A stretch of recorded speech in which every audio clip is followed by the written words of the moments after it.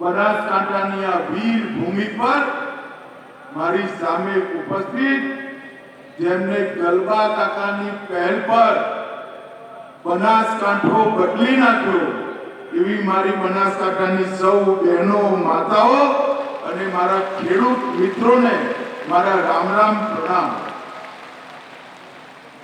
આજે બનાસ ડેરીની કેટલીય નવી શરૂઆતોનું ભૂમિપૂજન અને લોકાર્પણ અહીંયા આજે મને કરવાનો મોકો મળ્યો।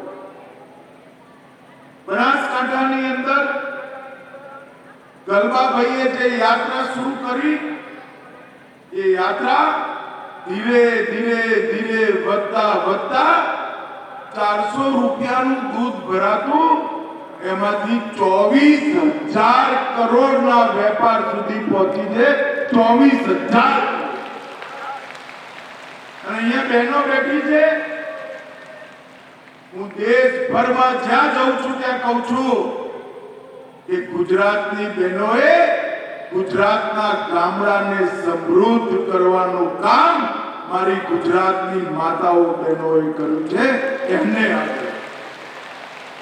અહીંયા બેઠેલા સૌ કિસાન ભાઈઓ બહેનો, ખેડૂત ભાઈઓ બહેનો અને વિશેષ કરી સહકારી આગેવાનો, ગામની દૂધ મંડળીના ચેરમેન, બનાસના ડિરેક્ટરો, ખરેખર તમને બધાને ખબર નથી કે તમે કેવો ચમત્કાર છે। 24,000 કરોડની એક કંપની ઊભી કરવી હોય તો કોર્પોરેટને પણ પરસેવા છૂટી જાય।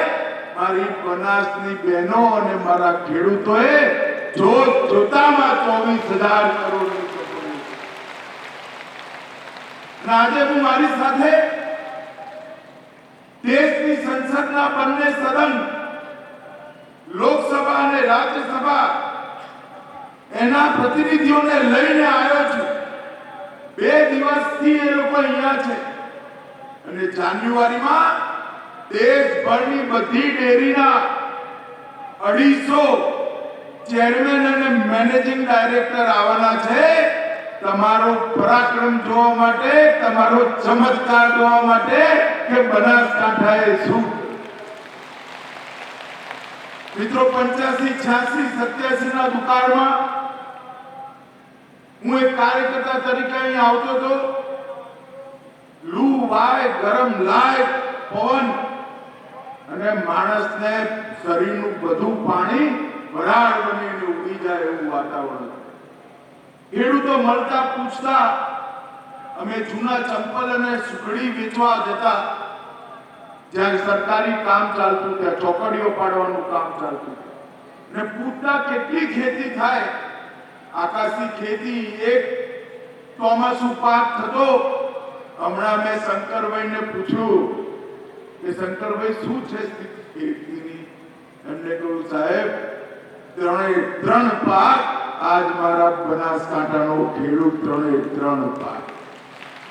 મગફળી એ વાવે, બટાકા કરે, કોઈ ઉનાળુ બાજરો એ કરે અને ચોમાસાનો એ પાક કરે।